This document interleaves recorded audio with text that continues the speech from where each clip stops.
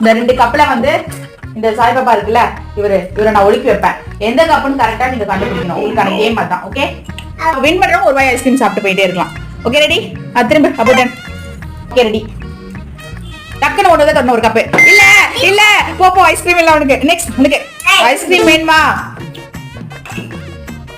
Mithu ice cream வேணுமா?